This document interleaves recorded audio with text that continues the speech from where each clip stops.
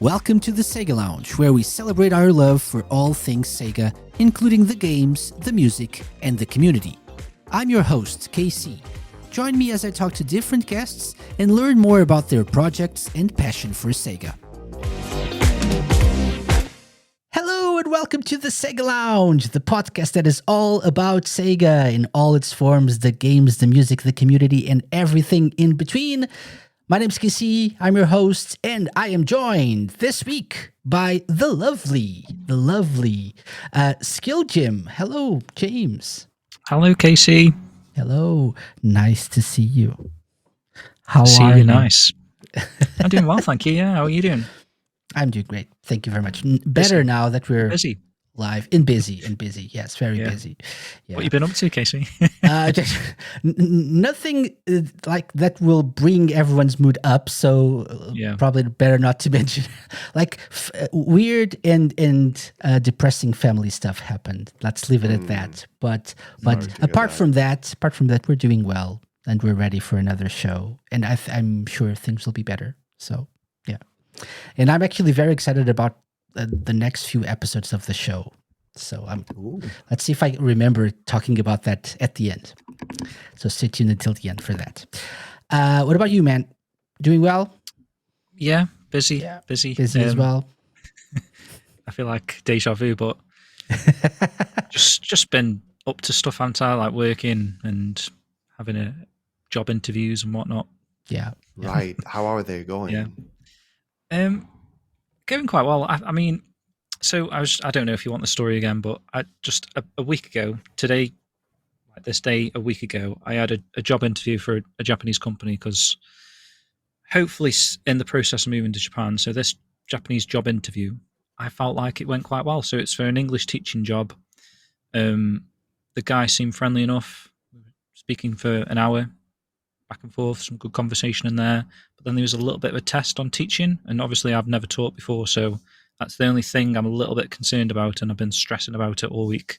And he said he'd let me know within 10 days, and it's been a week, so fingers crossed we find out soon, because it's like the move is dependent on thingy, which is why I'm so stressed out, to be honest, because I'm putting a lot of weight on it. Yeah, that makes sense. We believe in you. I don't know any of the SEGA news. I've not really been keeping on top of it, so I'm going to be learning whatever's been going on in SEGA news for the past 3 weeks with you guys, I think. So next month we'll update everyone on the job on Jim's job interview. Yeah, hopefully we'll have good news. Fingers crossed. Yeah. Okay. Yeah, everyone's saying good luck. By the way, shout out to Lewis from the Dreamcast Junkyard. Hello. Welcome. Yeah. Lime is also here. Hello, Lime. Hi. Yes, Hi. I'm also here. I am You also are a also person here. who is here. Present. That is true. Yeah. As are we. So yeah. Welcome to the club Thank you. of people who are here. I'm happy to be here as always. Always happy to have you. How are you today? How was your day? I'm good. I am surprisingly good. Actually. What happened?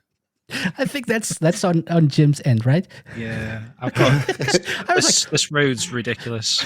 It was it sounded like in my room, so I was like, "Oh my god, what happened here?" It's the life of living in a caravan, man. It's just insane. I don't know what's going on with this road. This road, people just drive up and down it like 90 mile an hour. And it's only 40. Is it like the McLaren F1 team? It sounds like it, doesn't it? Sonic Speed Stars or something. Yeah. Yeah. Sorry anyway, Lime. Sorry. Yeah. Yeah, I pulled 2 wisdom teeth just like 2 days ago. Okay. Yeah, you mentioned that. And it's just going surprisingly smoothly. Like they said that I could have pain for like several weeks afterwards. Yeah. I'm not even on painkillers now. Like I feel nothing. So it's like it's awesome. So I can do it surprisingly like pro gamer and pro lifer. I don't know. Like Lime feels no pain. Yeah, hard mode. No What's pain, that? no gain. It's superhero mode.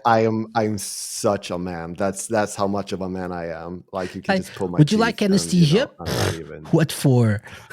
Yeah, what for? Just pull them out. Oh my gosh. Yeah, just How did jank they do them it, Lime? out. Did they like attach it to a door and then slam the door? Yes. Yeah. But I mean, that's how they do it. Yeah. Yeah. That's the Swedish health system. Yeah. That's exactly how they do it. Exactly. Like anesthesia and stuff. No, who cares? No. Just a bottle of whiskey. And there you go. And you're good to go. not to drink, but to like hit someone with. Yeah, exactly. Knock them out. Knock him out. Yeah, sure. Exactly. Okay, excellent. So it's really great to have you guys on the show again to discuss the latest news. I'm going to be honest, we don't have like too many big news this month. News is like, it's not a very like busy news month in terms of Sega, but there's some interesting tidbits here and there that I think we can spend some time on. So in because of that, I wanted to ask you something that I don't always ask, but since we'll probably have time for that, have you guys been playing any video games recently? And if so, like just for fun, not just for streaming, but for fun or stuff? For fun. Yeah, definitely. Definitely. So, Lime, let's start with you. I've been having fun finishing Shenmue 3. Nice. That was for stream though. So I did the story for the Sega Pride event, and then I did the DLC on my own streams. So I did the rally race thingy, and then I did the story DLC, the one where you needed to do all the Shawa signs. Okay. Shawan signs, I think. Yeah, it's called. Shawan. There we go. So yeah, that was like I got this like awesome costume from the first DLC, and so I was like, yeah, I'm not done. I want to go around and wear this for a while. So yeah, and then of course I've been playing some Mario Kart World because that came out, and so yeah. I've been having lots because of fun that is a game. Yeah, exactly. Did you get Donkey Kong, Lime? I have not actually. I do kind of want to get it, but I also need to be a little bit responsible with my money, being unemployed right now as well. I already bought the Switch too, so yeah, I kind of need to hold off a little bit. Yeah. I will say that if you buy the Switch 2 now and you don't get like the Mario Kart bundle, if you can only buy one game, do buy Donkey Kong Bonanza. It's so it's good. Got very high. It's so ratings. good. It's so amazing. I'm having. Oh, you played it? You're playing it? Yes. Oh, that's cool. It's really fun. It's a really fun game. Like I feel like the power of destructing everything. Like it's really cool. Really cool game. Yeah, excellent platformer, and it's something that I really can't compare it with anything. I'm guessing people will probably compare it with Mario Odyssey since it's the same team that developed the two games, but it's really nothing. You can, I guess, compare it to Odyssey because you're like looking for the bananas, the Banandium gems or whatever they call them. Just like you do moons in Mario Kart, in Mario Odyssey. But first, they're not mandatory, so you don't need like a certain number of Banandium gems. Banandium gems. Yeah, to move on. You just have to. The goal of the game is to go deeper into the game world. And you don't need a certain number of bananas to do that. The more bananas you get, the more skills you unlock. You can there's a skill tree. You unlock some skills that are very useful, but it's not like a mandatory thing like in Odyssey. The real fun in the game is like destroying everything and using the different powers to do crazy stuff with the terrain and stuff. really cool. So that's my answer to my own question, by the way. Yeah. James, what about you? Yeah, I was thinking at first like I hadn't really played too much, but then I kind of have. I've been playing a private server, like a free server for World of Warcraft, called Turtle WoW, and it's actually really good because they've designed a lot of their own content. So they've fleshed out a lot of the original maps. So this is like going back to the original World of Warcraft, like the classic sort of the original patches or whatever, like the very when the game first released. And they've added like additional maps, like areas to level, and just because I was so into World of Warcraft back in the day, it's sort of like a bit of a comfort game at the moment. So I don't really have to think; it's just mindless, sort of clicking on stuff and killing stuff and running around. And so I've been playing that quite a lot recently when I've got a little bit of free time. And then other than that, I've actually played a couple of games on the PS5 that I've forgotten about. So I've been playing. I just had to look up the name of it because I can never remember the name, but it's called Super Woden GP2. Don't know if you've heard of that. I don't think so. No, I saw a trailer for it and I was like, oh, that actually looks really good. So it's like an isometric top-down racer. At first I thought it was like a Sega rally-looking game, actually, like from a top-down position. But upon playing it, there's like loads of different cars, brands, different types of tracks as well, different races. If it sounds interesting, definitely check out a trailer because obviously then that'll do it justice. But if you remember, like in the arcades, how you've got those, I forget what the game's called, but it's like a super speedway or something, if you know what I mean, where there's like, you're going down a sort of isometric track, aren't you, and just lapping over and over and over in the arcade. This is a little bit more on the racing front, and like I say in the trailer, there was almost like Sega Rally Lancer and those type of cars racing around these tracks and skidding around corners and stuff, and it's actually really good. It plays really well.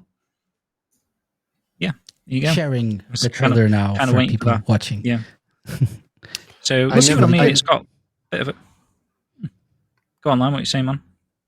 I never understood what isometric means in a game context. It's just like the angle of the camera, really. Yeah, top-down angled. Yeah, not quite top-down, but... Yeah, I guess like slightly angled. Like Sonic 3D. Okay. That's isometric. Yeah, that's isometric, yeah. You see there's a lot of different cars and tracks and styles of gameplay. Mm-hmm. This is what sold me on it, like the rally looking. It just reminded me like top-down Sega Rally, which... but yeah, fun game, recommended. I think it was only about a tenner, if that. Yeah. Recommended. Super and then the other game I was GP2. playing a little bit of was Lies of Pi. Is that what it's called? Lies of P? I think so. Lies of P, sorry. I think it's Pi. Yeah. Is it Pi? Is it P? Is it because of Pinocchio? Like Pinocchio into Lies of P? Yeah, could be. I haven't really put too much time into that, but I bought it on the Amazon Prime Day sale. Okay. It's like one of the hot deals. And I did good things. So. Mm-hmm. Yeah. Like sort of a Souls-like, right? It is Souls-like, actually, but they have updated it since and added some difficulty options. So you can play it on easy if you like, and you don't really have to have the 50 deaths per enemy if you don't want to. Souls-like, or just like Lime says, easy mode. Yeah. Yeah, exactly. Like the Pain No game. Yeah, sure. Yeah. Souls-like, yeah, that's easy. Those are the warm-up games, right? Yeah, exactly. Yeah. Warm-up game. Yeah. I'm gonna play a Souls-like. Yeah, my warm-up game. That's it. Okay. Warm-up-like. Warm-up-likes. Yeah. Okay. So let's get into Sega news, shall we? And we're gonna start with what I think is probably one of the most interesting things we have this week. If you're not familiar with Shuji Utsumi, am I saying this right, James? Yeah, with maybe too much, like Shuji Utsumi. Utsumi. Okay, not Utsumi. No, Utsumi. Okay. So he is currently he is everything. Currently, he is president and COO of Sega, and then he is CEO of Sega of America and Sega Europe. Okay. He was involved in the launch of the original PlayStation in North America while at Sony. He then went to Sega and helped launch the Sega Dreamcast. He worked at Disney. I think he was involved in the creation of Kingdom Hearts. So if there are any Kingdom Hearts fans, he was involved in that. Then he founded Q Entertainment, and was involved in the creation of Luminous and Meteos, so very well-loved games. And now he's back at Sega, and he's been involved in like the reboot of games like Jet Set Radio, Crazy Taxi, Shinobi, like the new era games.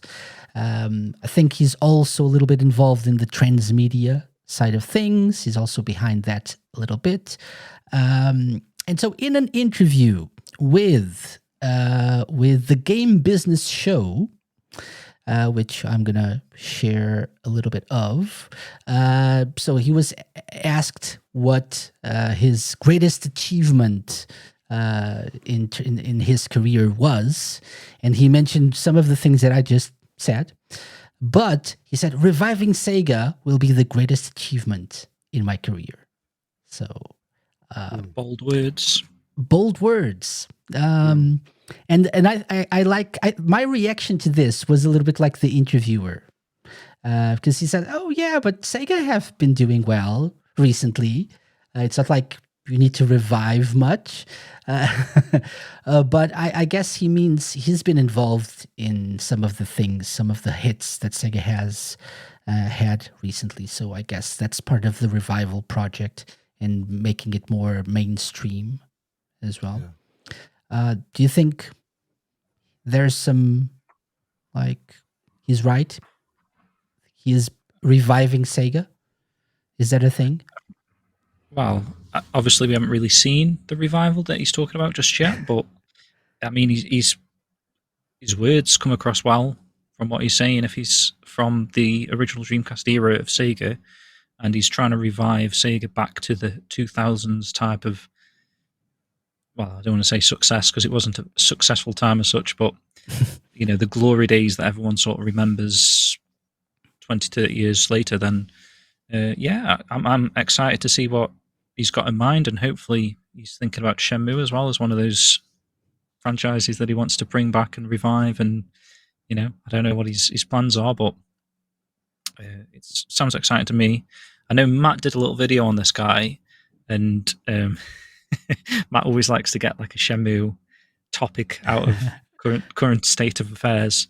But yeah, there is something in this. I forget the exact quote, but he does say something specific that sounded very much like Shenmue. But I suppose you could attach that to any of those sort of Dreamcast era type of games that he wants to revive. But I think he was saying something along the lines of he wants to bring back games that have got like a real core, passionate fan base that are still sort of pining for the IP to be revived. And it just sounded very much like Shenmue. I don't know if there's many other games that Sega used to have back in the day that people are pining for. Maybe Skies of Arcadia could be one, or maybe literally means the here and now with like Jet Set Radio, etc. That you know, there is a passionate Jet Set Radio fan base, there is a passionate Virtua Fighter fan base, and these are the titles he's thinking of when he was saying these. But if he's thinking of this after those games have been announced, then in my head that's screams Shenmue. So we'll have to sort of wait and see. And that's just me just being a hopeful Shenmue fan again, and having to bring Shenmue to the Sega Lounge each and every month. As you should. Yeah. Anything you want to mention about this, Slime, that comes to mind? I mean, we're seeing lots of things happening. So it definitely feels to me that they are definitely aiming for something a lot bigger with Sega. And yeah, I mean, Sega is not today what it once was. So I can definitely see that you can talk about a revival, like going back to those heydays, if you will. And I think we're definitely seeing that with the revivals of the IPs and taking some of the IPs that they are already using more seriously. And yeah, I absolutely love it. Yeah, when I think about Revival, I mean, they're doing well financially, right? They have very successful games. Sonic is very successful. Persona, Like a Dragon, obviously. So the revival that I would like to see, and I think most like old school Sega fans would like to see, is them bringing back the IPs that we love and doing good stuff with them, right? Which seems to be what they're trying to do. I think Sega is no more relevant than it was 5-10 years ago, perhaps, in the video game space, with the acquisition of Atlas. That also was very like a useful step in that direction, because they acquired the Persona series, right, and all the Atlas RPGs. So that's definitely something that helped. They acquired Rovio, which is something that he mentions in this interview. They're trying to like giving Rovio the freedom to use Sega properties in the mobile space, which means we'll probably one day get Sonic Rumble to release, hopefully. We're going to start shooting a ball of Sonic in Angry Birds. That's probably true as well. It will have Angry Sonic and friends. Yeah, and All Stars. Yeah. So yeah, and he mentions transmedia. That's also a big part. Something that I found interesting in this interview, he mentioned a change in how people perceive video games. So he mentioned working at Sony and approaching like film companies with Crash Bandicoot and telling them, "Oh, there's this IP. This is a very successful video game series. Would you like to make a movie out of this?" And they said, no, that's a video game. We don't do that, right? And now we see the exact opposite. So we used to get movies turned into video games, and now we're seeing the opposite with the success of Sonic and other video game IPs. They're turning video games into movies, which is a change in how people see video games, which is interesting, I thought. Yeah. It's a great time to live in. I love that we have Mario movies and Sonic movies, and soon we will have Zelda movies, and it's amazing. I have a confession. I haven't seen the Mario movie yet. I've not seen it. You should. You haven't either, Jim? I've got absolutely no interest in Mario. Thank you. I mean, I would have. I think at the time I couldn't go to the movie theater to watch it, so I never really thought much of it. I don't know why, but is it available on any streaming platforms? Yeah, I think so. I don't know which, but it definitely should be available by now. Is it good? I've heard like mixed reactions. I've enjoyed it a lot. It's definitely everything that I would expect from a movie like that. So okay, as good as a Sonic movie?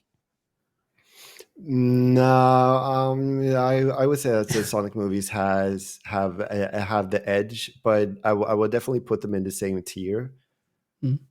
Okay, interesting. Okay, maybe I'll take some time to find the Mario movie. Then I'll let you know my thoughts on it. Do it. Okay, so Shuji, Utsumi, thank you for your efforts in reviving Sega. That will be your greatest achievement, hopefully. And bring back Shenmue. Good positive news, I think, that one. Yeah. Okay, another positive bit of news. Sega Shop is back. We've reported early in the year, late last year? I can't remember. I feel like it was only like a few months ago, like 3 months ago. Like kind of at the beginning of this year, I think. We reported that the Sega Shop, the European Sega Shop, went down. But now we have, I think, a worldwide Sega Shop, right? Which is, but to be honest, it feels a little very American-y. Yeah, and it feels like there is a little bit lacking still in terms of like variety of franchises and stuff. It's mostly Sonic, but I think that's to be expected. It's like a couple of Jet Set Radio items and a couple of Shinobi items. Yeah. And Jet Set Radio with your favorite logo, James. Definitely buying that. 25th anniversary logo.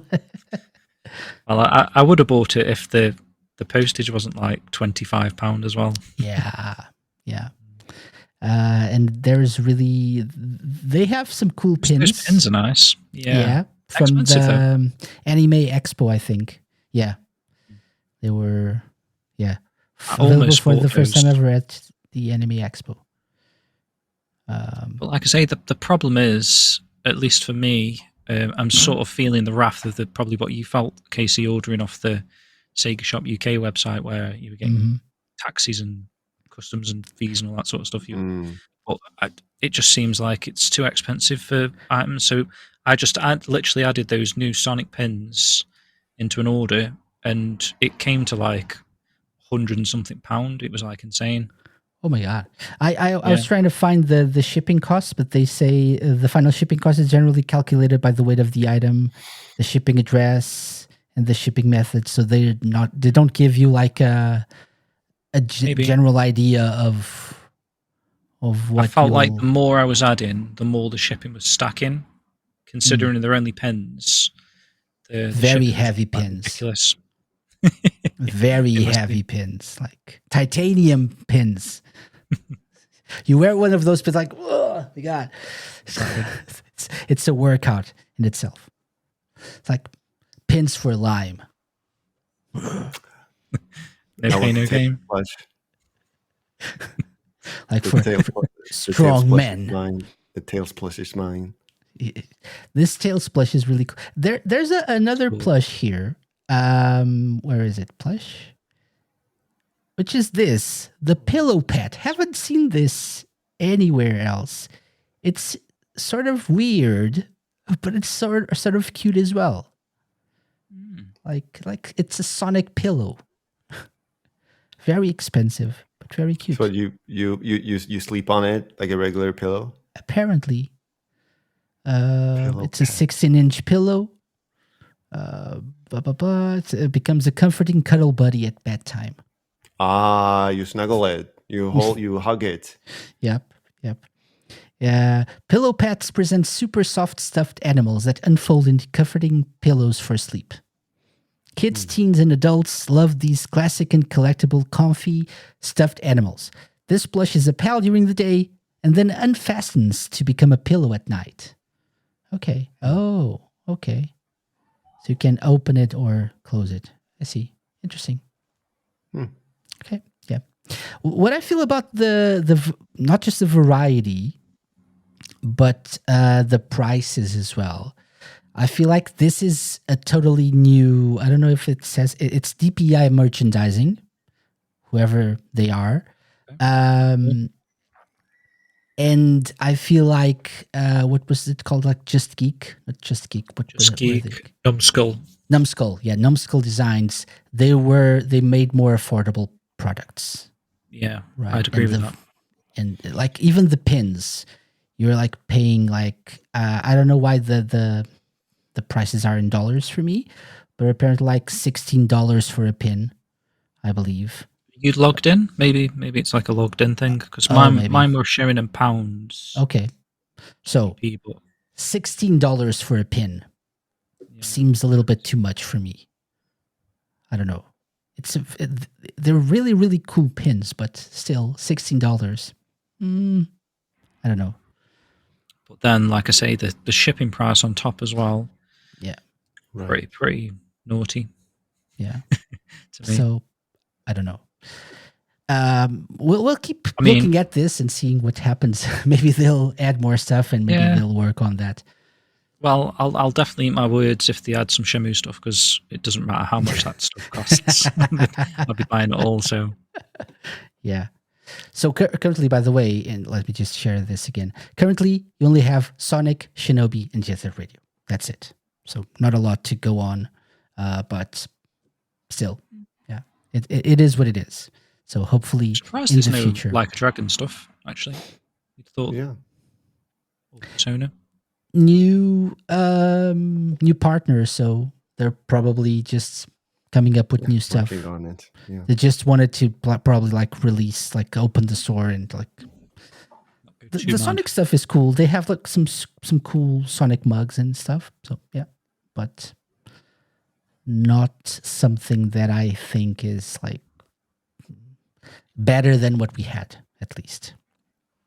I love like the monthly pin or the monthly coin, or those are nice. That was a good idea. And they were only like $2.99. They're like really cheap. Yeah. The ropes should come back. I miss the ropes. Yeah. Never got one of those. Really regret that. Yeah. I was really tempted to get a shadow one. Yeah. But then never really. We're a bit expensive. I could wear my Tails rope and you can wear the shadow one. And then Jim can have the Sonic one. Yes. Was there a Knuckles one as well? I think so. I think so, yeah. Yeah. Could do like a robe Amy, only. I think there was an Amy one as well, yeah. Could do a robe stream. Yeah. 18 plus. Okay. Okay. So that's it for like generic Sega news that are sort of good news. Now we have something else. I think we reported on this last year, at least somehow. Last year, I believe, what was that website that focuses on the one that's like associated with Nintendo Life?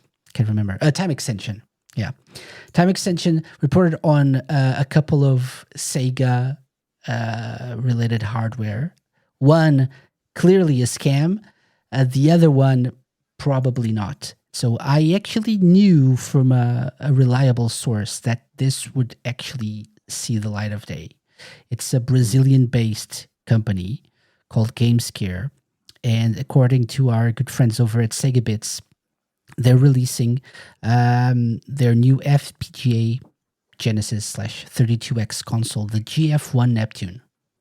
Okay, so you'll be able to play your cartridges and or emulate like Mega Drive and 32X games with FPGA technology quality. So that means like one-to-one emulation, which is good for people who are into that sort of thing.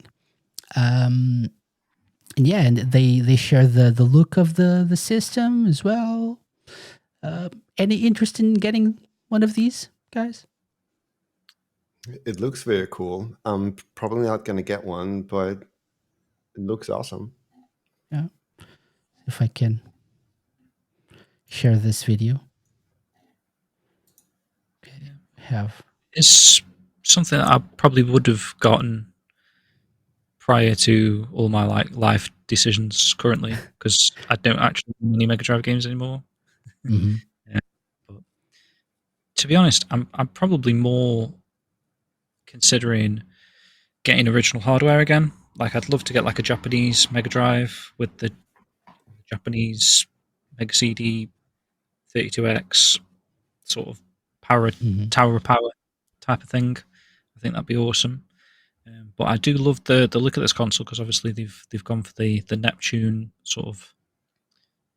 Is it based on the prototype console, right?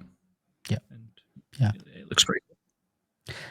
Depending on how much this will cost and how easy, since this is they're based off Brazil, so I'm not sure if buying it and shipping it to Europe is an option. I'm assuming yes, but how much it'll cost and how much shipping will cost will definitely heavily impact my decision. But I would consider getting one of these. Like the 32X is infamously expensive to buy now, isn't it? Because it's hard to come by. So if you can emulate that to perfection, like it sounds like it could just be a uniform way of getting a Mega Drive 32X system at a set price without worrying about sourcing a 32X from somewhere. Mm-hmm. And it also means that you can output your games in 1080p HD, right? Okay. So it's like a modded console type of deal. Yeah, so it's like emulation and what do you call it? Upscaling. HDMI port on the back? Yeah, upscaling, but in very good quality. So the video that we showed was they were like zooming in on all the little pixels to see that the quality, like the emulation is like 1-to-1. So it's very faithful. That's the idea of FPGA. Features a built-in online shop for purchasing and downloading indie Genesis games. Yes. Cool. Yeah, that's it. And some of them will be published by GameScare, the company behind this system as well. Definitely something that I'm interested in, depending on how much it will cost. GameScare or Games Care? Games Care. Yeah. Okay. I think Game Scare would be a better name, but it's Games Care. Yes. Games Care. Yeah. So they say the release date is almost here, December 2025. As we announced at Gamescom Latin America, we are on a mission to bring the console ready for delivery on this date without any kind of pre-order or collective financing. So there's no Kickstarter or Indiegogo funding here. They're working on releasing this system for a price, obviously. So you have to buy it, but they don't have to rely on crowdfunding for this. Yeah.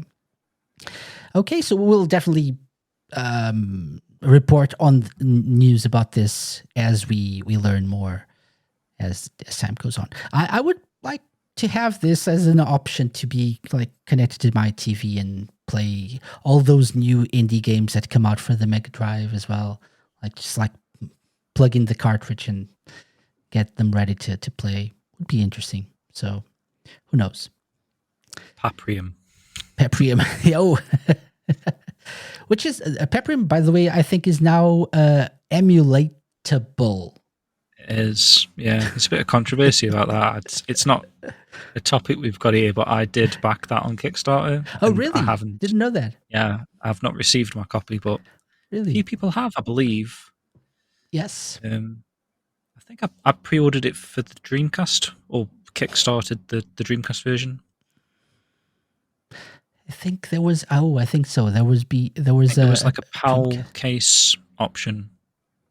Was that? Would you get the Mega Drive version and a Dreamcast version, or did you just get the Dreamcast one? Because I thought there was I thought the Mega Drive one was the main thing, and the Dreamcast one was like a higher tier, so you would get both. No, double check. So Paprium, just click on that. See what reward I picked up. People interested in Paprium were showing footage of it being emulated on RetroArch.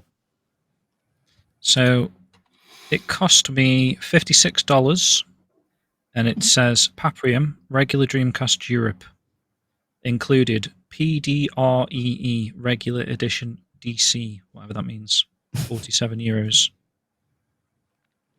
So for that price, it's probably just the Dreamcast version. I think it's probably just the Dreamcast version, yeah. Yeah. Not sure if they ever released that. I think that just made the Mega Drive version. And even that, I don't know if they sent it to everyone. They probably just sent it to a few backers. It's really controversial. But it looks really good. The game looks amazing, yeah. And I think it plays well as well. So, yeah. Yeah. Anyway. A half good outcome, I suppose. Like, it's not good if you were waiting for a physical, but it's good in the sense that the game's complete and you can play it. And play it on your Sega Neptune thing, maybe. Yeah, maybe. Game cow. Okay. Game scare. Ooh. Ooh. Okay, so by the way, we have another bit of news here related to something we've been talking about for the past couple of months. We mentioned a joint effort between several Japanese video game companies to preserve games, right? And then it turned out that maybe that's not really true. It's some sort of controversy surrounding that. But then SEGA Bits and other news outlets reported on a fundraiser that was started to rescue and preserve hundreds of Sega 3DS and DS game prototypes before August 2025. Okay. And we see Phantom Thief. Phantom Thief. Rhythm Thief, yes. Also known as Project R. So these are prototypes, betas and unreleased versions of games. Apparently, and the full list is here. There's The Amazing Sonic Chronicles: The Dark Brotherhood. There's The Amazing Sonic Boom Fire and Ice. Actually, that's a good game. It's a 7 cards for that as well. Yeah, 7 cards. There's Shinobi 3DS, Finistar Zero, Aliens Infestation. Good game, by the way. Aliens Infestation. So, I don't know. There's the classic Sega game Jambo Safari, Animal Rescue, 7 cards as well. 60 unlabeled DS and 3DS cards, and 1 unlabeled Game Boy Advance card. All right. So, we have some images here. Those 60 unlabeled, are they definitely Sega?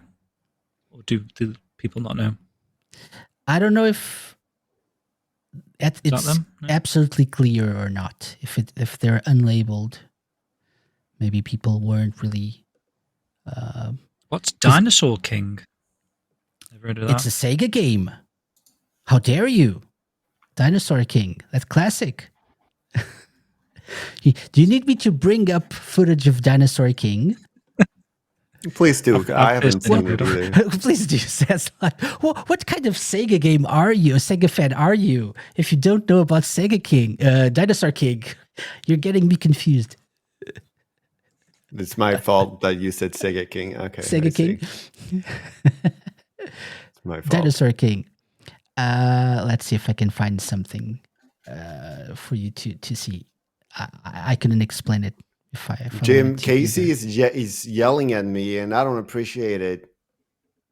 You might be cancelling both of us, Lime, for not knowing Dinosaur King. Yeah, exactly. How dare you? No. This is where you yell at Casey back for me. Don't be mean at Lime. Don't be mean to Lime. Okay. Lukin says, how do you not know about Dinosaur King? He says, not knowing what that game is. To be fair, it's an anime actually, isn't it? Yeah. I knew. Recognize this kid. I knew about it. I didn't know what type of game it was, but apparently sort of RPG, Paper, maybe. scissors, see as well. That's the combat. Yeah, rock, paper, scissors. Yeah, seems like it. Looks like it. Yeah.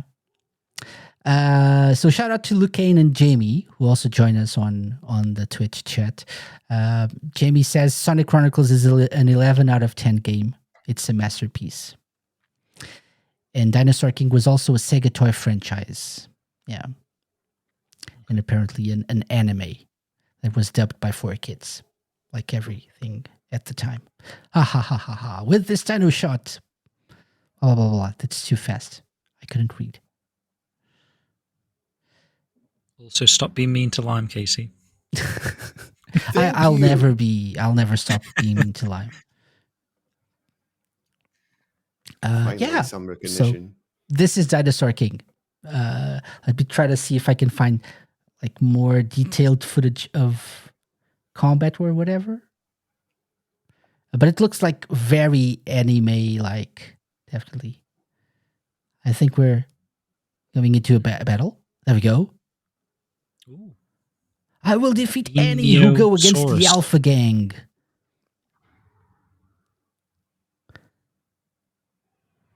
I mean, it looks worth the 60 grand on its own, right? Yeah. Yeah. Tackle. Oh my God. That was a very strong move. He sent the other dinosaur flying there. That's what made the dinosaurs go extinct. Yeah, exactly. Okay, so it's Dinosaur King. Sega's answer to Pokemon, basically. Probably. Ooh, it does look a bit Pokemon-y. Yeah. And even the map looks Pokemon-y. So Dinosaur King is one of the many games that are available for this the Obscure Gamers and Video Game Preservation Museum are raising money to save. So these are the people behind this fundraiser.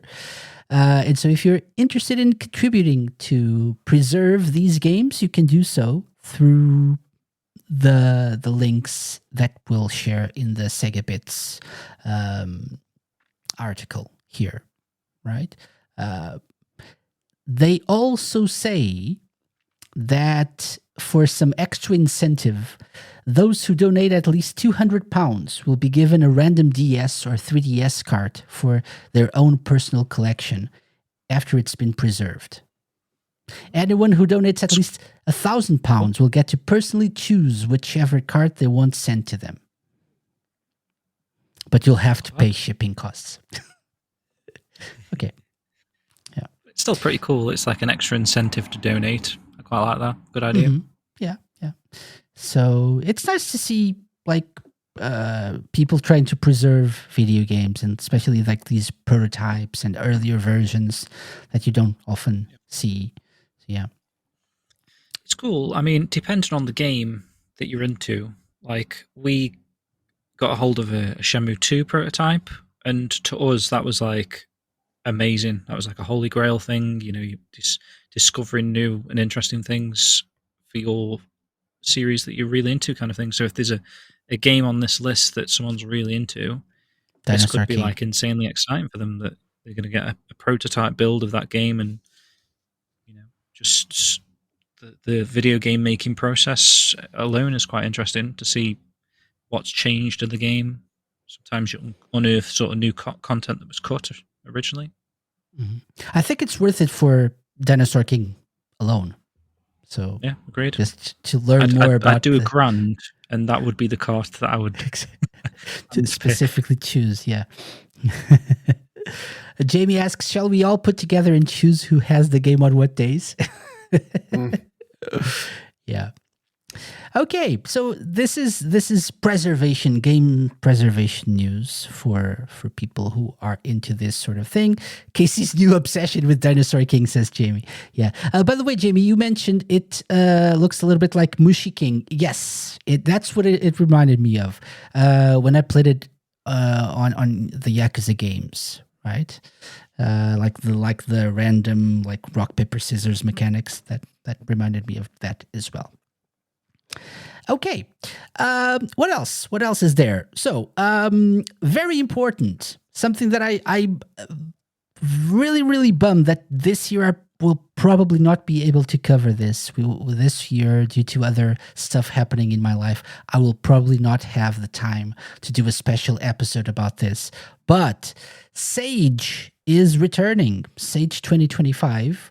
And thanks to our friends over at Sega Driven, who always do a very good job of covering this event, they said that this event will happen between the 19th and the 26th of September.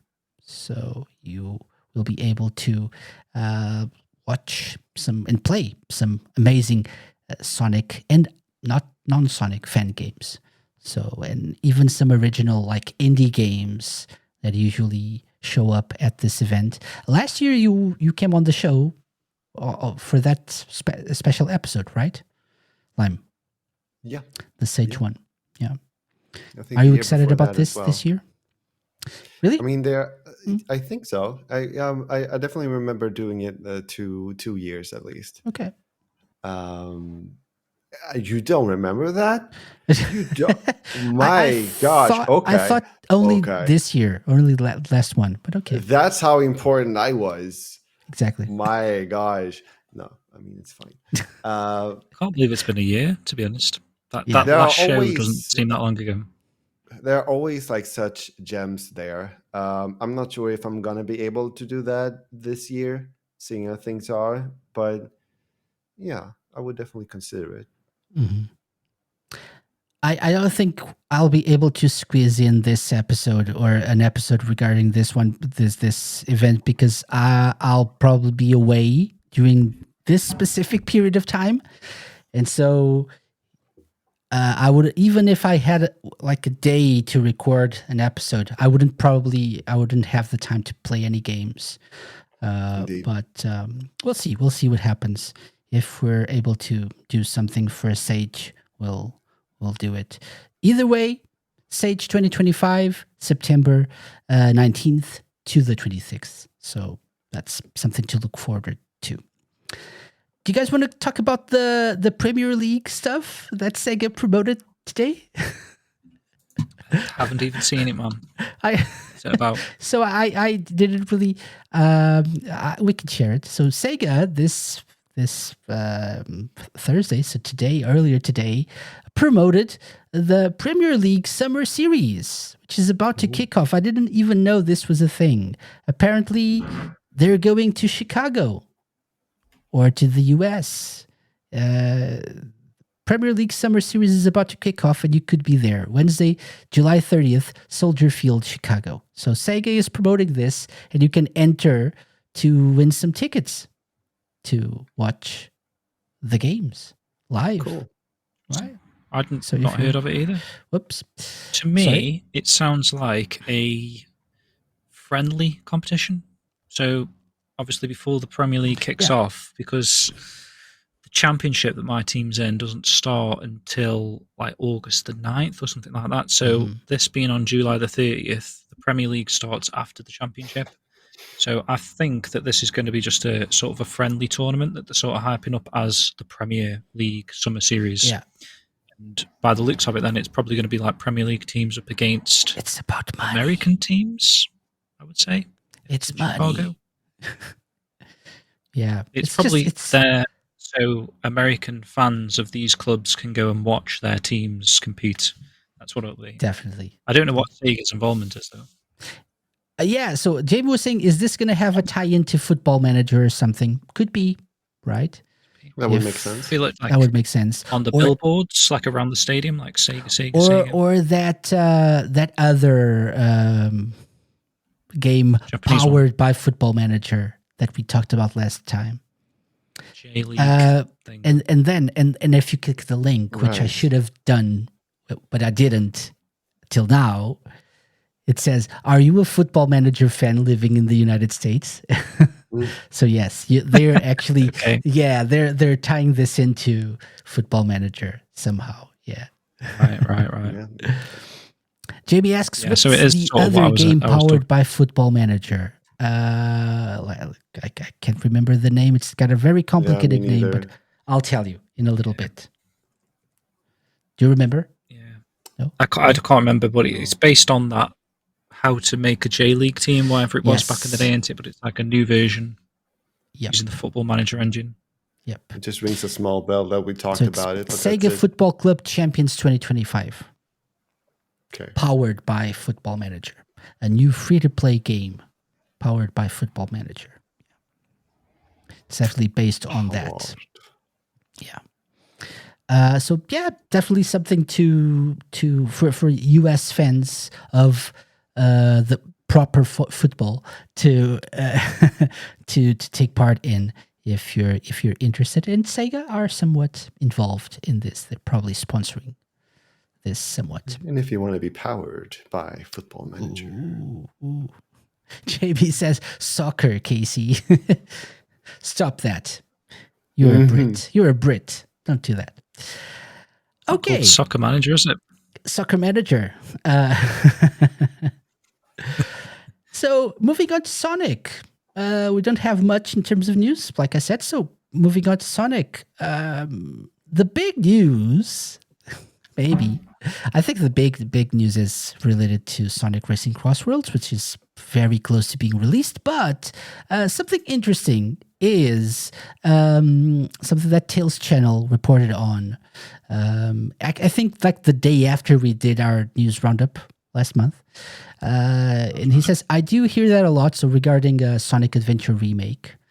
I do hear that a lot. I really appreciate everyone who likes the Sonic Adventure series, but when I think about it, what it would take to kind of bring that game up to the standards and the expectations of what the modern gaming audience would want, I think it would be about as much time and energy as it would make as it would to make a new title. Part of me is thinking maybe I should just make a brand new title, and that's why there's currently no plans. So for people wishing for Sonic Adventure remaster or remake, I'm sorry. Did they not just make a Sonic Adventure 3 then? In that case, if they want to make a new game. Yeah. I mean, it makes sense, like the logic there, but like, okay, so if we're gonna talk about the different parts of oneself, like one part of me feels like, yeah, I mean, that makes sense. Okay, so yeah, fine. But the other part of me is like, well, I mean, then no remake would be made ever if everybody thought like that. And so that's true. I feel like maybe that's not always the best route. I mean, the Final Fantasy VII remake is like doing very, very well. And Oblivion remaster as well. That was decent remake. Yeah. I guess it depends on what they want to do, if a remake or a remaster. Yes. But technically, it doesn't really. It's not going to take as much time and energy because the game's already been made to a certain degree. So they don't have to sort of remake what they made before. So actually, the planning, the storyline, the concept, the worlds, and all that sort of stuff, the planning sort of stuff has been done.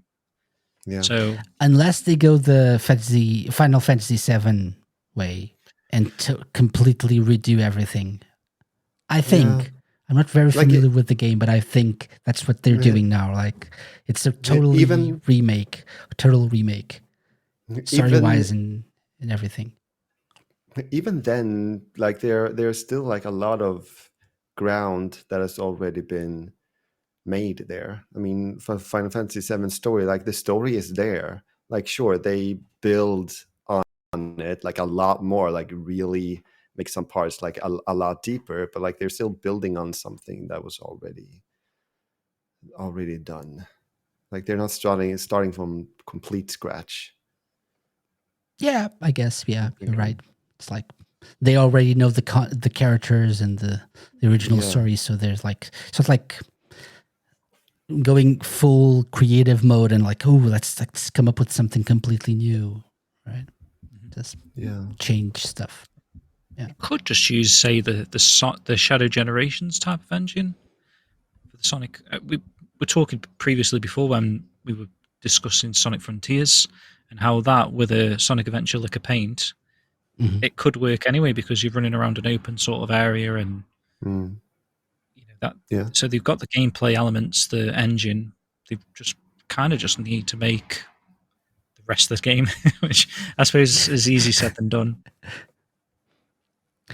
Jamie says they're probably thinking, or he's probably thinking of like coming up with or taking the Shadow Generations engine or the Sonic Frontiers engine and turning it into Sonic Adventure, which is probably a lot of work, I guess. Or maybe even making a version of Sonic Adventure that would like match the scope of a Sonic Frontiers, for example. Right? Sonic Adventure is a very small game when compared to Sonic Frontiers. Another thing that might actually, like if it's a new game, then there are they're not as much expectations of what it should be.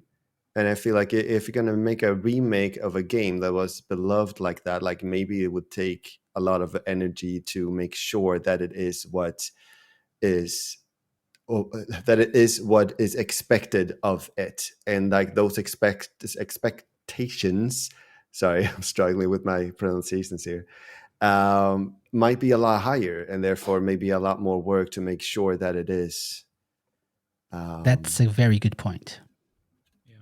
You don't want to taint the original game, like if they don't do a great job or it's not to everyone's expectations. But then maybe they could just do a Sonic Adventure 3, because I know, like Jamie says, that you could kind of think of Sonic Adventure 3 as like Sonic 06, which it is very much an adventure game type of game.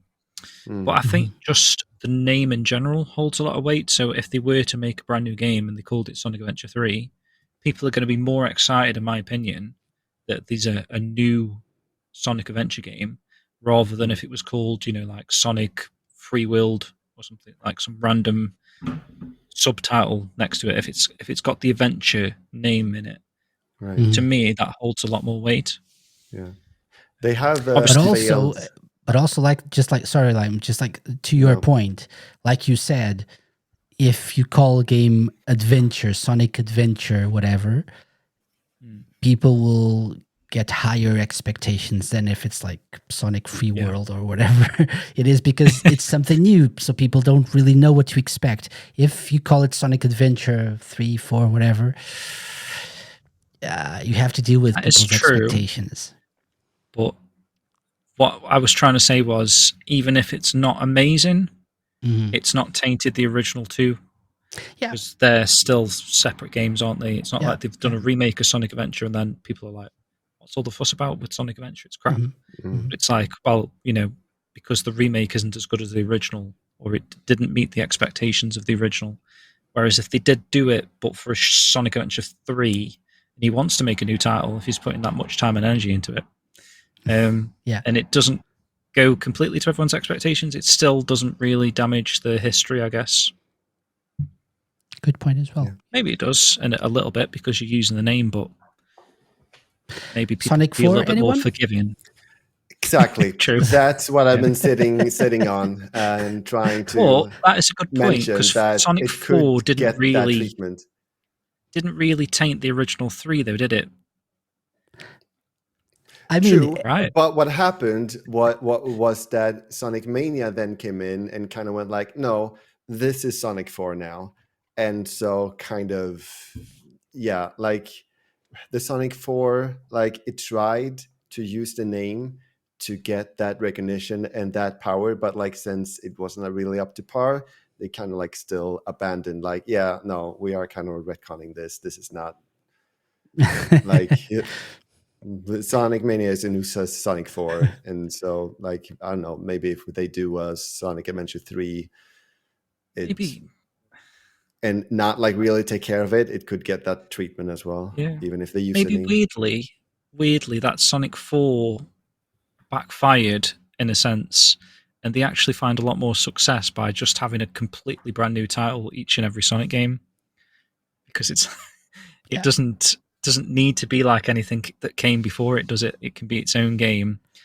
If there's any quirks to it, I remember everyone saying like, "What's in the name?" Around the time Sonic 4 release, right? Like in how important it was that they decided to call it Sonic 4 when it was nothing like the previous games.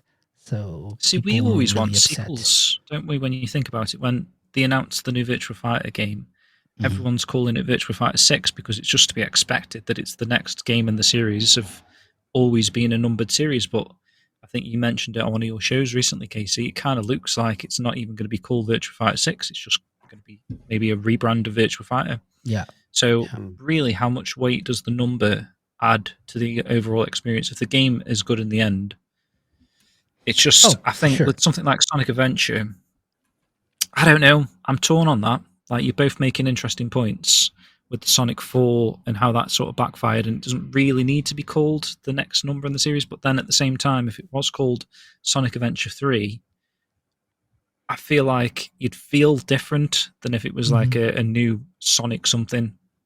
Mm-hmm. Yeah. Yeah, like we did. Yeah, sorry. Yeah, please go ahead, Lime. As we mentioned, like we have kind of gotten Sonic Adventure 3.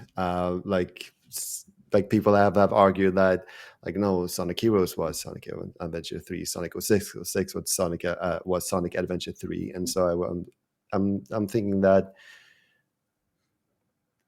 it is only the name, isn't it? And even if they come out with a game with that name, it's still not guaranteed that it will be recognized as Sonic Adventure 3, like as we argued with the Sonic 4 kind of treatment. So yeah, what's in a name? I think a name brings expectations with it. Of course it does. Of course it does. I'm just saying that even if the name is there, it could still later be kind of disowned as what it tried to be, like Sonic 4 did. Actually, you touch on a really good point, because I was looking at my season plan for this season of the show. One of the shows that I had planned here, because Sonic 4 Episode 1 turns 15 this year. And I was thinking of celebrating that by having not a heated, but a friendly discussion about Sonic 4 versus Sonic Mania. Yeah. So maybe that's something we'll do later on this year, because I think, as you mentioned, which Sonic was the real 4. Sonic 4? Sonic Mania or Sonic 4? Yeah. Why was Sonic Mania the better Sonic 4? Yeah. A question to ask you guys. So would you prefer... So a couple of questions. First, if you could get a remake of a Sonic game, would it be Sonic Adventure or something else? Sonic Adventure for me. That's definitely on the list. Yeah, I would definitely want to see that. Because for me, I can't even think of another game that I'd like to see remade. Oh, I have one. I would prefer a bad game to be remade. Or, I mean, not a bad game. It is Sonic 06. I would prefer to see a remake of Sonic 06. I could absolutely see that as well. Definitely. I would absolutely love to see that too. I don't think it would take too much in terms of resources, because it looks good. Just like fix all the glitches and the loading times and stuff. Like use the Shadow Generations engine or whatever. And I think you have a good game. It's not a bad game. Sonic 06 is not a bad game at heart. Do you think it would sell well? I would agree, yeah. Do you think it would sell well because it's got that sort of tainted name to it already? People just instantly think it's a negative experience. You can't break what's already broken. So what harm would it make to remake that game? It is definitely a risk, but people are going to talk about it. Like, since Sonic 06 is such a meme, it is going to be talked about. And I think that alone could definitely be good. I reckon they could do it with an anniversary. So if they were to do it next year for the 20th anniversary and say that was the 20th anniversary of Sonic 06, gone back to the drawing board. It's a completely brand new modern version of the game that tore gamers' hearts, kind of thing. And I think maybe then they could sell it if they sell it around an anniversary of the original version. Okay, yeah, and like a milestone anniversary of Sonic himself. Next year's the 35th anniversary, so could work. I would definitely say that if they do that, take your freaking time with that game. If you rush that game that had that reputation, no. You better make sure that it's polished. I think they have much more to lose by remaking a beloved game like Sonic Adventure, which for me still holds up. Point. I am able to go back to Sonic Adventure 1 and play it from start to finish. No issues. Still enjoy it. Still very nice. Still very enjoyable. So I don't really need a remake of it. If they could like expand upon it, like in a Sonic Frontiers style of game or Shadow Generation style, awesome. but it's not something that I need. Whereas a bad game turned good would be nice. Yeah. What if they do a remaster of Sonic 3 and Knuckles, like hand-drawn kind of graphics to it? Nah. No? Please don't touch that. No, it's okay. It's perfect as it is. Don't touch the classics. Don't touch the classics. Don't ruin what is already pretty much perfect. They're just upgrading the graphics and the sounds and the music. Sonic Origins is amazing, isn't it? Yeah, but that's not upgraded. Maybe you'll find a version like that at the upcoming Sage event. Someone might do that. Maybe. Yeah. I had another question. So the first one was the remake thing. And I forgot the other one. What have I seen recently that's using a Sonic, Saturn sort of model of Sonic in a modernish Sonic game? Was it Sonic of it? I've seen like a trailer or something of a game that someone's working on, maybe for the Sage event, that's Sonic Adventure, but they've made it look like it was made for the Saturn. Have you seen that? I mean, that's Sonic Mania in a way, right? Sonic Mania is like, what if we had a 2D Sonic on the Saturn? True, but this is like the Dreamcast Sonic Adventure made to look like Saturn graphics. I think I saw that. Yes, I think I saw that. But I don't know if it's like a full game or just some screenshots. I think I saw this like last week or something. It's ringing a bell, definitely. Yeah. So I forgot the other question that I wanted to ask, but yeah. So yeah, JB says I watched a video on it. So yeah. They're imagining what Sonic Adventure could be like on Saturn. Yeah, I think that's it. Like a D-made version of Sonic Adventure. Yeah, I think so. So since I forgot my other question, the thing here is don't expect a remake of Sonic Adventure anytime soon, unless this is all a ruse and next year's big 35th anniversary game is Sonic Adventure remade or remastered or whatever. What if the message is, no, we're not going to remake Sonic Adventure because it's going to take up like as much effort as a new title. But Sonic 06, that's not gonna. So, yeah, we can do that as a remake. Plot twist. So that's what's happening. Maybe not. That's a very complicated plot twist. Yeah. So there are currently no plans to do it because we have already done it. Maybe. I don't know. Over on the RadioSEGA Discord, by the way, shout out to Purvis, to also Jamie, to Pocket Ellery, to Celtic Yoshi, who are all listening in. And Purvis, just like Jamie said, says, if you have to remake a Sonic, it should be Tails Adventure. Why not? Right. Why not? Right. Yeah. So why not? Jamie says Tails Adventure could become an even better Metroidvania style game. Sure. I mean, yeah. Sure. How about 3D? Sonic in a Metroidvania style game. Interesting. It is a little bit, right? Tails Adventure. It's a little bit of a Metroidvania. Right? There's some backtracking, isn't it? There? I haven't played it in a long time. I played it on Sage once, like just kind of the beginning, I think. So like maybe it is. I was kind of just thinking like, oh, Ori and the Blind Forest, but with Sonic kind of gameplay.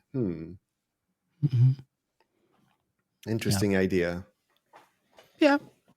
Okay. Well, who knows? Maybe they're working on that. Yeah. They're working on all the ideas that we have come up with now. They will be remaking Sonic Adventure and Sonic 06, and then they will come out with with a Metrovania Sonic game that's like oriented. They're going to make where a lot they of have money. the hand-drawn drum things, the hand-drawn Sonic style that I was asking for. They're going to make a next lot of suggestion- money out of these free ideas that It's we're gonna giving them. happen. Yeah. And My then next people will suggestion love was it, and then they will remake Sonic 3 and Knuckles in the Metrovania style. Okay. It's gonna happen. but You're going laughing off at me. the What sort is of gonna happen? going off the success of like a Shadow-based game, maybe Yeah. they could try another character, like a Tails-based game. I was thinking with you saying Tails Adventure, Ooh, a but Tails-based 3D, game. I would like 3D to see that. Tails-based game. Yeah, Like Tails really Adventure. diving into the story of Tails. Yeah. Tails Adventure. Yeah. Cool. Could be like a 3D. It doesn't even have to be a 3D. Could be like, again, like a remake of or a remastered version of Tails Adventure. Tails Adventure 2. Could work. Maybe too much Sonic though. I don't know. Okay. You can shout never out have to- too much Sonic. Yes, you can. You can. Wow. We've my had gosh. too much Sonic for a long time. Too much Sonic. Clearly, they learned they need to slow down a little bit. Hashtag cancel Casey. Hashtag different colored lights for Jim. I'm having some lighting issues, man. Trying to get some good. There we go. That's better. Now you're looking good. Yeah. Shout out to Matt. Hello, Matt. Welcome to the show. Welcome to the chat. So next up, in terms of Sonic, new modern Sonic figures. So if you're familiar with figures, we've been talking about this for like the past 2 or 3 months on these news roundup episodes. They're this really cool and affordable merch, I guess, like small pixelated figures with magnetic backgrounds. And there are a few SEGA-based ones. James is opening one of them to show us. I'm trying to get some of the Sonic ones out because obviously if we're looking at the modern Sonic ones, there is a classic line. There's the classic line that we now. can see somewhere around. No, not here. Really, I love them. Oh, I think the let me pixel just show it. Show us. There we go. Yeah. Pixel art's fantastic. Yeah. Try not to get too much screen glare. Mm. There's Sonic. There's Knuckles. There's Tails and Metal Sonic, right? Tails is actually on a Tails Adventure style background, actually. The Tails ones are awesome. I want the Tails ones. And Metal Sonic. And Metal Sonic. Stardust Speedway, right? Yeah, Sonic CD style. Yeah. So you can see them all over here as well on their website. You can get the full. The backgrounds are reversible. Mm-hmm. So there's Try one with like a background that's based on the game, and then like a more simple plain background with the logo of the franchise. So let's show that one better. There we go. Sonic. It's so cool. Yeah. And mentioned it before, but because it's like the magnetic things protrude a little bit, it almost makes like a drop shadow. Yeah. It's a nice 3D effect. I like. It's really cool. Right, Casey, you can flip it over. You just go sort of basic Sonic logo. Mirrored, sorry. There we go. Yeah. It's like you really look like Sonic now, like yeah. There we go. Really like them. I have those. I have the classic Sonic ones, the classic Sonic line. I have the Shenmue line as well. People who are big into Metaphor Refantasio can also get the Metaphor Refantasio ones. They have 5. These ones are 5, not 4. This is a cool line. And there's Persona 5 as well, which are 3. So Persona 5, Joker, Mona, and Panther are also available as part of Wave 1. But they've been announcing other non-SEGA franchises, and the news here is that coming soon, in 5 days, as we're recording this, you'll have the Modern Sonic collection, right? The Modern Sonic Tales line. I need that one. This is a cool Tales. Is a Awesome. really, really cool looking one. Yeah. So you have Modern Sonic, Modern Tales, Shadow, and Silver, which is what background is that interesting. For Tales? Can you tell? It looks a bit chemical planty from here, but yeah, I think so. Sonic, is that Station Square? Isn't it like City Escape? Could be like San Francisco based. I think like that's like a slope. Seems like. Yeah, Cityscape. Yeah. Jamie says. Silver Shadow. is definitely Crisis City, right? Shadow could be like Final Escape, whatever it's called. Probably like the Arc or something. Yeah. So these are releasing very soon, 5 days as we're recording this, and there will be more. So the thing with like these versus the basic, like the not the basic, the more like complex first four figure statues is these are very affordable when compared to the big statues, and you don't really need to like have a lot of room to display them. Just keep scrolling down, actually, Casey. There is a third wave that's silhouette, I think, Sonic. You can make out. I'm sure there is. There you go, yeah. Oh, there you go. Yeah. I think Mystery Collection. Oh, I wonder what it could be. Yeah. So you got Amy, Sonic again, maybe Sonic again, Supersonic, and Robotnik. These are clearly classic. Sonic again doesn't really make much sense, but it looks like it. Like doing like the pose with the finger, right? I'm thinking like it's either Shadow or Supersonic. I'm thinking. But if it's definitely Supersonic. I was just wondering about the second one. Because being... Oh, the second one. Okay. Yeah, it's Sonic again, but guessing you can't have too much Sonic. Probably the best sellers, aren't they? Probably, yeah. So this is coming in 47 days. So a lot of time still to go on those. Are the is the website working with the points and stuff yet? I don't think so. No, actually, yeah. The points aren't. Oh, it is? You can scratch your cards off and enter the codes and stack the points. But currently there's no sort of benefits to the points at the moment. But the app's actually working. So you can the app is working? Okay. Collection, yeah. I'll have to check that out. I haven't checked that out yet. So I currently have 8. I have the Shenmue ones and the classic Sonic ones. I'm trying to be responsible as well, but it's really hard because these look really good. What would you like to see them do? Like Sega property-wise? I can imagine them doing like a Jet Set Radio line. Jet Set Radio would be great. What this reminds me of is the Sega Heroes game. True. Right? Yeah. Like a party of 4 characters. That reminds me of that. So it would be nice, like Crazy Taxi would be nice. Streets of Rage. I'm guessing they could do a lot of like Golden Shinobi would probably be a little bit harder, but Golden Axe. Stuff that's already got pixel art is ideal, I suppose. Games like that. Toe Jam and Earl will be fun. Yeah. Don't know if you could make a line of 4, but definitely. Actually, it's like Letitia and someone else. There's like Charla and others that I can't remember the names. How about we make one of the host of Sega Lounge, Casey? That'd be interesting. Pixelated Casey. Yeah. To ruin the collection. Fun. No, but it would have like Casey, Lime, James, and maybe... Oh, yeah, all 3. Yeah. And someone other else? people. Someone else joins us. Viper, perhaps.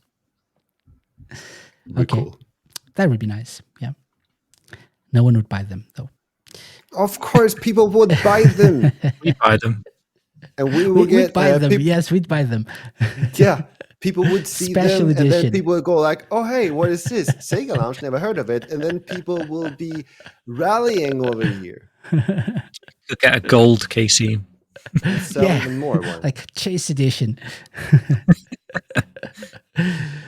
Yeah, but I really recommend these to anyone like that's into collecting and like getting new merch. This is really I'm still I have to move things over in my office space, but I'm still considering what to do with them. If I'm gonna like display them with their little like they come with little stands as well, or if I'm like attaching them to the side of a shelf or something. I'm thinking of ways to display them. I was also thinking about like hanging a pegboard to one of the walls on the side here. It's a good idea. Putting like, since they're magnetic, to like attach something to metal. Really, you can. Yeah. The more you get, though, the harder it will be to get them all together. Yeah, figgies.com. Check them out if you're into that sort of thing. So finally, in terms of news, Sonic Racing CrossWorlds is coming soon. Cancelled. It's cancelled. Yay! We break the news. You heard it here first. So Sonic Racing CrossWorlds, first of all, not really something that bothers me, but I know some people are bothered by this. So it's been, I don't think announced, but someone discovered that the Switch 2 version of Sonic Racing CrossWorlds, which is coming later than the other versions, but that's going to be the physical version is going to be a game card. So the whole game is in the card. It's not like a game key card or wherever they call it now, which is nice for people who are into like getting the physical versions of games. So the whole game is in the game card. So that's nice. We also learned that Sonic Racing CrossWorlds for Switch 2 is coming later. So for all the other platforms, it's September 25th, right? I believe so. Which we already do. But for Switch 2, which includes an upgrade for the Switch version, so you can get the Switch version and then get the upgrade for Switch 2 when it's available, but that's coming later, right? Shenmue Dojo says Rio for CrossWorlds. Yeah, I can see that. Jamie says, I thought Switch 2 version was still coming this year, but digital first. Yeah, so it's still this year, but I believe it's December, like or holiday season or whatever they said. And physical, January, I believe.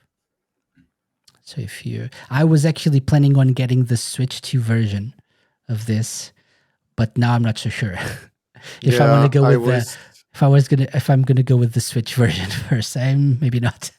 Yeah, I was contemplating doing that as well, but then I didn't find it on the Switch 2 store, like the Nintendo store, and so I was like, okay, fine, I'll just get it on Steam instead.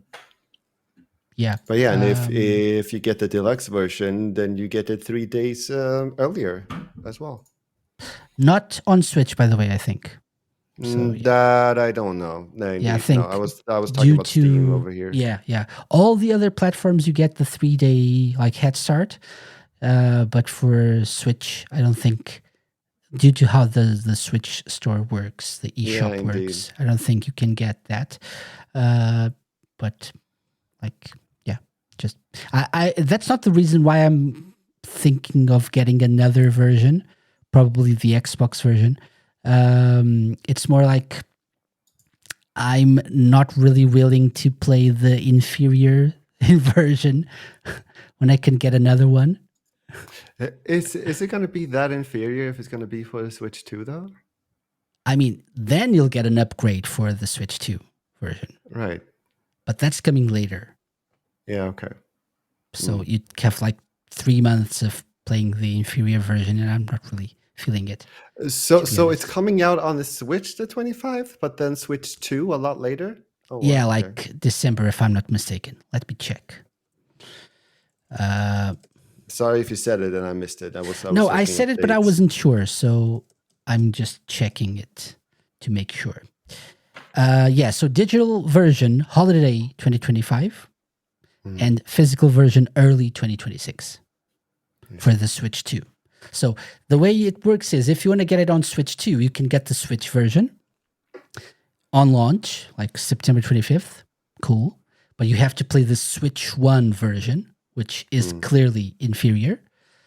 And then come December or something, you'll get the option to upgrade to the Switch 2 version with all progress moving to the Switch 2 version. Carrying over. Yeah, carrying over. Obviously, if you're into physical games, you'll have to wait until early 2026. So, yeah. But at least you have the full game on the card. So yay. I say at least it'll be quicker than limited run games is as well. You order it from there. Wow. The shade. Slap. Also, yes, you're for CrossWorlds, definitely.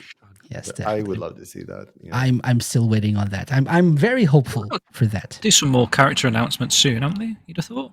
Yeah, Like they're probably announcing something soon. We haven't heard ever since we did the last news roundup show. The only thing they announced was the Garfield.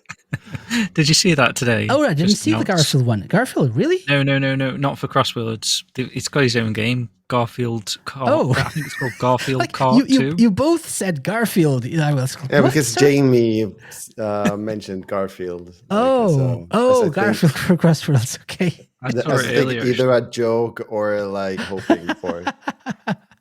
Yeah, could be. There's a long history of Sonic and Garfield together, so who knows? Well, what I was thinking about was like Werehog. The Werehog was announced as a bonus. Yeah. What would I like to see? Yeah, since they're going as far as SpongeBob and Turtles, I think that the floodgates are open. What would you like to see for as characters? I mean, I think the obvious one is Danica Patrick. She needs to come back. But I'm thinking probably Brad Pitt, as we talked about last time. Brad Pitt. There's not going to be a Brad Pitt. Pitt is making a pit stop. No, but I'm guessing there's going to be some McLaren stuff in the game. They're going so hard on this crossover. That's true. Yeah. I mean, it's not what I want. I have no idea what I want outside of Sega, to be honest. I can't Jamie think of anything. Suggesting the Smurfs. The Smurfs could be maybe one. Something that I think would be a huge sensation, a huge, a very big deal if they do that, is that they start a trailer presenting a new character, and in comes Mario as a new racer for Sonic CrossWorlds. And before you say instantly no about that, Sonic was in Smash Bros. I already said no. Sonic was in Smash Bros. So it's not impossible that the reverse would happen. Just saying. Yeah, I mean, I could see it happening. I wouldn't really want it, to be honest, but why not? Mario and Sonic went to the Olympics together. So. Yeah. Would you see that happening after the Iizuka-san shade, though, when he threw that about Mario Kart? When he was saying, unlike other kart races. Yeah. It's there's crossplay, unlike other kart racers, right? Sure. Yeah. I can't really think of other, because they're adding non-game characters, SpongeBob, Turtles. Yeah. What else do we have? Avatar, was it? Yeah, obviously. Makes sense. So I'm guessing Nickelodeon stuff, basically. Some Nickelodeon stuff. There's probably money in there for them. somewhat. Is there any other sort of Nickelodeon things these days? Not like Ren and Stimpy, is there? Oh yeah, Rugrats. Blue That's Dog. how old I am. Ren and Stimpy would be nice, like in the cart, like the fart car or something. What's the dude with like the rugby ball shaped head? Hey Arnold. Hey Arnold. Oh yeah, that's true. Hey Arnold. That's a classic. Oh my gosh! What if Tom and Jerry enters? That's not Nickelodeon though. Yeah, but No. who cares? Yeah, I'm just thinking. Who cares? Just like overall, yeah. Yeah. Who owns Looney Tunes now? Because didn't they ditch Looney Tunes? I think Warner Brothers, right? I think they ditched them though, didn't they? Really? I'm sure I read a news article that. I have no idea what they can come up with because there are still some slots for non-Sega characters. I'm still guessing like the McLaren racing team will be there somewhat in some way. What about DC? Oh, that's a good point. They've already made a crossover. Yeah. The Flash, obviously. Yeah. Just like Sonic. Why would the Flash be in a car? Exactly. They would do the Sonic themed versions of them though, wouldn't they? Like the costumes. Sonic as Batman. Shadow as Batman. I don't know. Right. Okay. That makes sense. I would probably prefer like the originals. Yeah, that's what I meant. Yeah. I would see that happening. Maybe a Superman movie crossover. Oh my like gosh. the new Superman. I don't know. That could happen. At this point, anything could happen. I guess the gloves are off. There, Garfield will happen though. I linked you the trailer for the new Garfield kart game there, Casey. Okay, Pac-Man could also happen, but again, they're doing non-game characters, so yeah. Garfield Kart 2, All You Can Drift.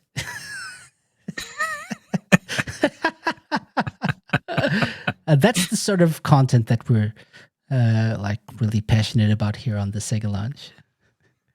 It's made me chuckle earlier. And it comes out around the same time as well. I don't know what they're thinking. Look at that. Oh my gosh. You definitely need to check this out if you haven't. If you're just listening, check out the video version. Yeah. The line.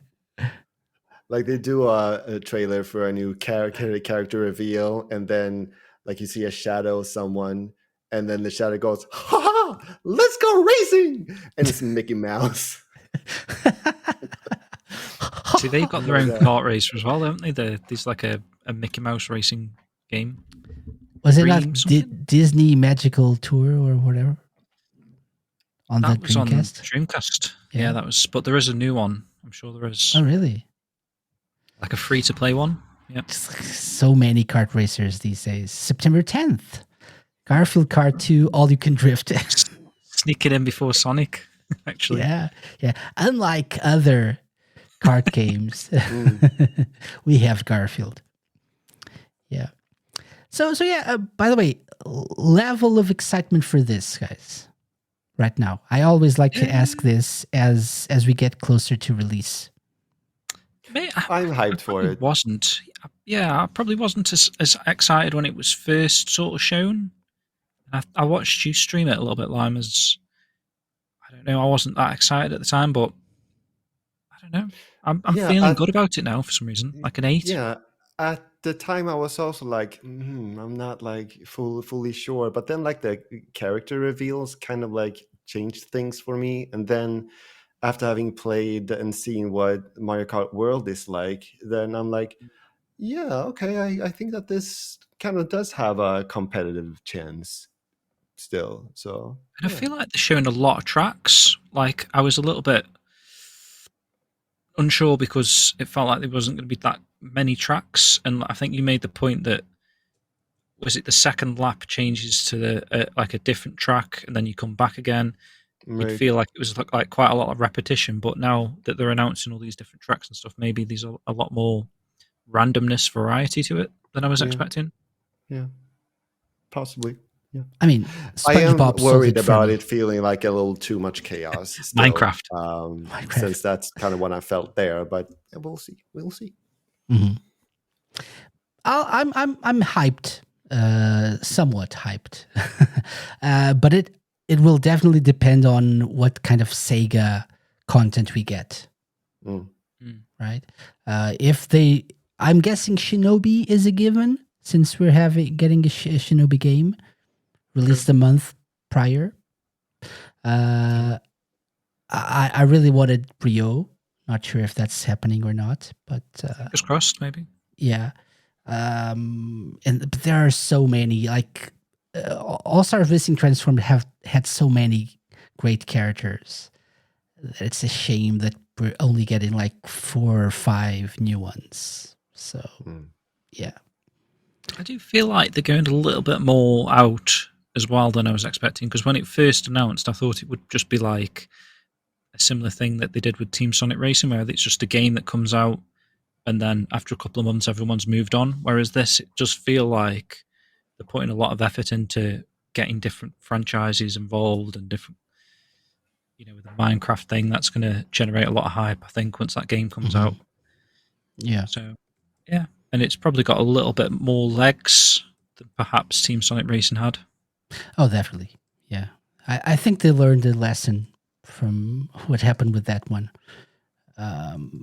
But I think from a financial standpoint, it makes a lot of sense to include these other franchises.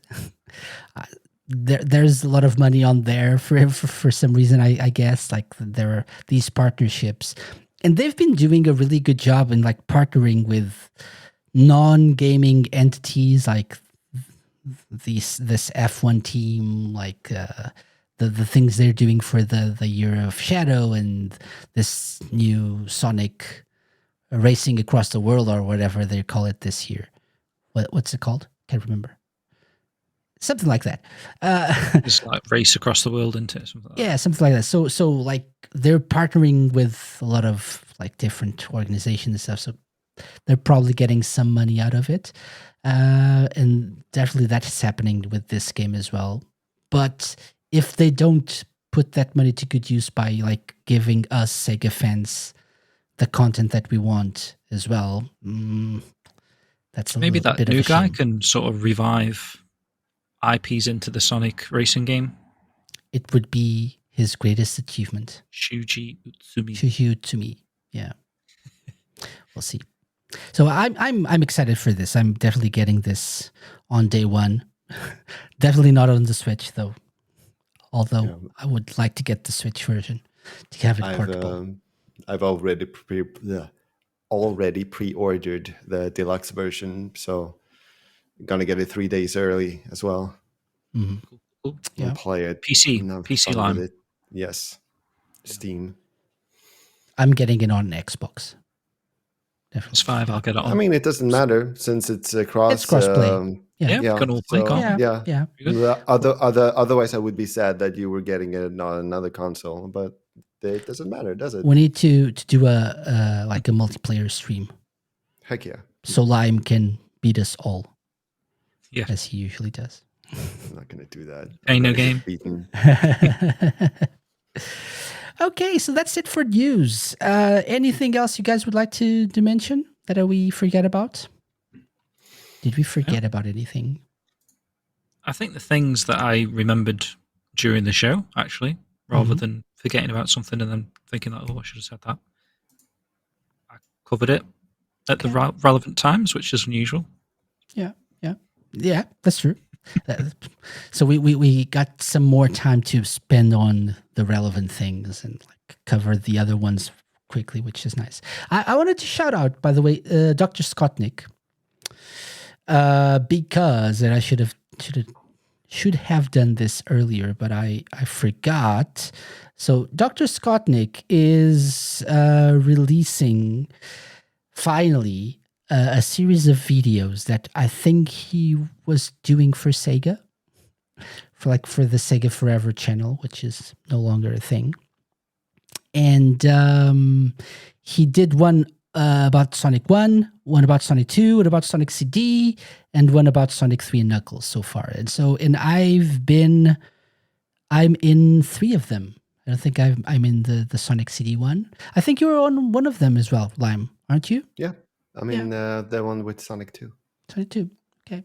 And so I wanted to shout out Dr. Scottnik. If you're not subscribed to Dr. Scottnik on YouTube already, you should definitely check the channel out at Dr. Scottnik, youtube.com/@Dr. Scottnik. And these videos here, the first 4 ones on the main page, channel page, are the ones that are dedicated to the sort of like the 34th anniversary of Sonic, although that wasn't the original plan.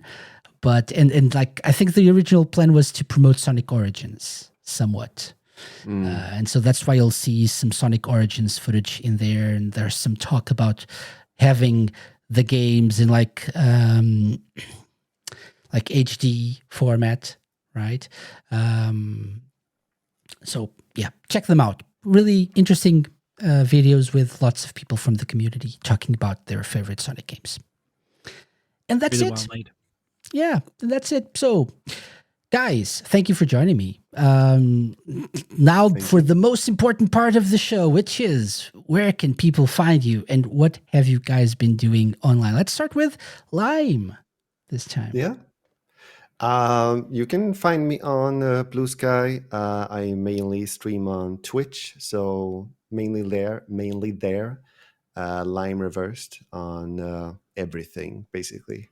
I recently celebrated my 5th stream anniversary. So yeah, I've been streaming for 5 years, and it's been an amazing journey. Having met loads of wonderful people, having 100%ed all main Sonic games. Yeah, an absolute blast. And having played all 3 Shenmue games. Yeah, indeed, that as well. That's great. Okay. I went from not knowing what Shenmue was at all to meeting you guys to then having played all 3. You haven't played what Shenmue though? You just Now we should focus on what I have done. The joys of peer pressure. Yeah. Okay, we bullied you into playing Shenmue. Who says bullying is bad? I had a good time playing through them though, so yeah. That's great. Okay, James, what about you? What's up with Shenmue Dojo? Not a great lot actually at the moment. I've been working behind the scenes on an upcoming Superpass build. So we're putting a lot of time and effort into that. Me and Switch. Switch is doing a lot of the work, to be fair. But some really cool things in the works that I'm excited to share on that soon. We're streaming on the 4th of the upcoming month, August, so get your hashtag Let's Get Shenmue 4s out on that day. Join the driving sort of fan base that we're trying to get a 4th game made, whatever we can do. I think this will be the 16th month trending, if we could achieve it, which we should do, because there's still enough of us sort of joining in on the tweetathons each and every 4th month. So definitely join in if you can. And like I say, check out the stream on that evening, shenmuedojo.com, and we'll stream it on Twitch and YouTube, of course, which is Shenmue Dojo on Twitch, and I think it might be Shenmue_Dojo actually on Twitch, and Shenmue Dojo VOD on YouTube. But yeah, you can find me at SkillGym, shenmuedojo.com. And I will give a brief mention, actually, to definitely check out Lime's Shenmue streams. That's kind of Shenmue 3 streams. The whole playthrough was a lot of fun. And I'll also give a mention, because you did one for Dr. Scottnik, to RadioSEGA, who did an awesome Dreamcast quiz the other night. That's true. I don't know how often he does them, but I had a lot of fun in that. It was like a big Dreamcast. I don't know, was it based on the 25th anniversary or some sort of anniversary, was it? Or big music quiz? He's done a few based on, I think he's done a Mega Drive one and a Saturn one. So he teams up with a website. Yeah. Called something. He actually Can't quite remember, but it was really good. Really well made. A lot of time Video and Game effort Master into it. Quiz. VGMquiz.com. Yeah. So they're actually, it's a website about like video game music quizzes. That's their whole good, thing. Actually, you can literally go on that website and do quizzes right now on Sega machines, consoles, music quizzes, like I say. And yeah, like I say, he did a really good one the other night. Yep, it's this website, VGM Quiz. Are you a video game master? Ooh. And so you can like sign in and take part in different video game music-based quizzes. So do quite a lot of people showed up as well. It was like, I think it was about 30 odd people. So it was really good, really competitive. He always does them when I'm not available, sadly. And I'm really into these sort of things, especially when it's like music-based. But sadly, I wasn't Test able you for once, Casey. That would have been fun. But I didn't know you could replay them, so that's interesting. I'll try to like go back and check them out. Yeah. But thank you for that shout out. That was nice. Yeah. As for myself, so the Sega Lounge returns next week. So next week, and that's what I wanted to mention before, I'm excited about what I think will be next week's episode. We haven't recorded it yet, but we're going to celebrate the 30th anniversary of Ristar, which is a game that I like really a lot. So it's like one of my favorite games of all time. I'm going to be joined by a couple of friends as well, and we're going to talk about 30 years of Ristar, why we like the game, and stuff like that. And I'll probably show footage of me playing the game and sucking at it, because that's the plan. Before recording the show, I plan on playing the whole game. I might even stream it, but probably not. Don't count on it. Other than that, we'll be back with other types of shows, types of episodes. We have some milestone anniversaries still to cover this year. And as you know, every month we try to cover the most recent Sega news with these awesome friends here. No, not one. Three people. Yeah, there we go. Wow. There we go. Oh. Wow. Hashtag cancel Lime. Just kick Lime out the room. But guys, thank you very much for joining I was just typing in the Radio Sega Discord hashtag let's get more KC streams, but I'm not gonna do it now. I'm not gonna do it now. Okay, so as I was saying, people listening in don't understand. So go watch the video version to see what happened there. I accidentally cut Lime off. First time was accidentally. Cut ties. I cut Lime off the video stream, but no, now he's back. Thank you guys for joining me, Limey. James, thank you very much. Thank you guys for watching on Twitch, YouTube. For Radio Sega listeners as well, thank you very much for joining us. We had Jamie, Purvis, Satikoshi, I believe, Pocket Ellery. We were discussing stuff in the Radio Sega Discord. To everyone who commented on this live stream. And as usual, come back next week for more of the Sega Lounge. Until then, have a great week. Bye-bye. The Sega Lounge, hosted by me, KC, a Mixed Productions podcast and part of Radio Sega's network of live shows and podcasts. Theme song and incidental music by OSC. Got any suggestions? Drop me an email to podcast@thesegalounge.com. Find us at thesegalounge.com on Blue Sky. Check out our YouTube channel for our video content and follow us on Twitch to join our Let's Play sessions and live episodes. You can find previous episodes of the show by going to thesegalounge.com on the TerraPlayer app and wherever you listen to podcasts.